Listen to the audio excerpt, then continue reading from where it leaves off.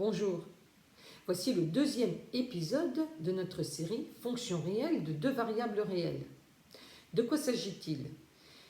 Eh bien, on va calculer des dérivées, un peu à la manière dont on l'a fait pour les fonctions de une variable. Mais comme il y a deux variables, il va y avoir deux dérivées. Je vous laisse découvrir, à partir d'un exemple simple, comment on va procéder. Pour calculer la dérivée partielle d'ordre 1 par rapport à x de f, on va considérer que x, c'est indiqué ici, c'est la variable, y est une constante. Pour vous donner des exemples, on va remplacer par exemple y par 2, on obtient une fonction de x, on dérive comme on a l'habitude de le faire. Un autre exemple avec y est égal à 1, on remplace y par 1, on obtient une fonction de x et on la dérive. On utilise le même principe, mais en laissant y. On dérive par rapport à x. Maintenant, même chose, mais en considérant que y est variable et cette fois-ci, x est constant. C'est la dérivée partielle d'ordre 1 par rapport à y de f. On inscrit les résultats ici et on va passer aux dérivées partielles d'ordre 2. Il y en a 4. D'abord, on prend la dérivée partielle d'ordre 1 par rapport à x et on la dérive par rapport à x et par rapport à y. Même chose avec la dérivée partielle de f par rapport à y. Regardez bien comment on va noter ces dérivées partielles d'ordre 2. Ici, d2 de f sur dx dx, ici d2 de f sur dy dx, d2 de f sur dx dy et enfin d2 de f sur dy dy. Ici d2 de f sur dx carré et ici d2 de f sur dy carré. On calcule pour cet exemple les dérivées partielles d'ordre 2. d2 de f sur dx2, il faut donc prendre la première et dans la première, considérer que x est la variable. Pour d2 de f sur dy dx, on va donc prendre la première et considérer que y est la variable. Pour celle-ci, d2 de f sur dx dy, on prend la deuxième et on considère que x est la variable. Et pour finir, d2 de f sur d de y2, on prend la deuxième et on considère que y est variable, x est constant. On observe que ces deux dérivées partielles sont égales. Ce sera toujours le cas pour les fonctions que nous verrons.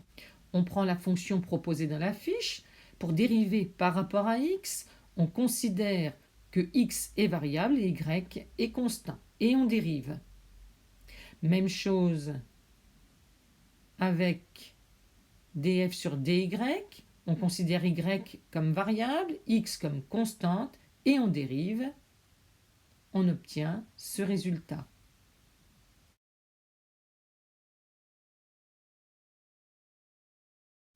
Passons maintenant aux dérivées partielles d'ordre 2. Pour calculer d2 de f sur d de x2, on prend la première dérivée partielle d'ordre 1, on considère x comme variable, y comme constante. Pour d2 de f sur dy dx, on prend la première dérivée partielle d'ordre 1 et on considère cette fois-ci y comme variable, x comme constante. On obtient ce résultat.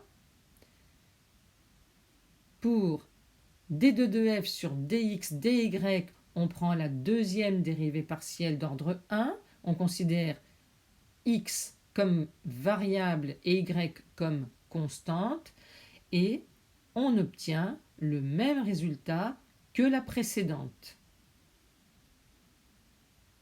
Et enfin, pour calculer d2 de f sur d de y2, on prend la deuxième dérivée partielle d'ordre 1 et on considère y comme la variable et x comme une constante. Et on obtient ce résultat.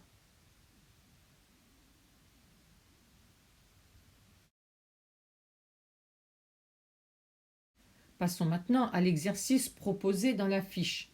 Pour la première fonction, les dérivées partielles d'ordre 1 sont relativement simples à calculer, à condition de bien se souvenir de la formule à utiliser. En effet, ici, on dérive u à la puissance n. Le problème, c'est pour le u'. Comme u est une fonction de deux variables, eh bien, il y a la dérivée de u par rapport à x et la dérivée de u par rapport à y. Maintenant qu'on a les dérivées partielles d'ordre 1, il nous faut calculer les dérivées partielles d'ordre 2. Or, on voit que pour calculer d de 2f sur d de x2, eh bien, c'est un peu plus complexe. Là, il faut utiliser la formule de dérivée de u fois v. Et puis, il y a tout de même une mise en facteur à faire. Voyons maintenant pour les autres dérivées partielles d'ordre 2. Alors là, c'est un peu plus simple.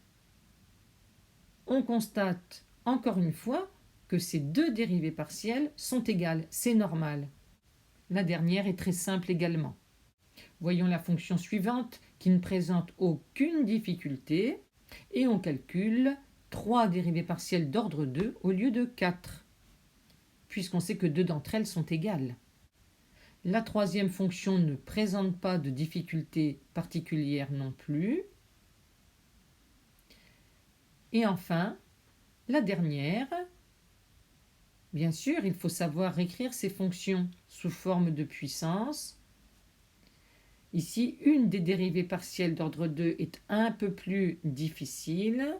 On doit utiliser la dérivée de u fois v. Voilà. C'est un chapitre très technique.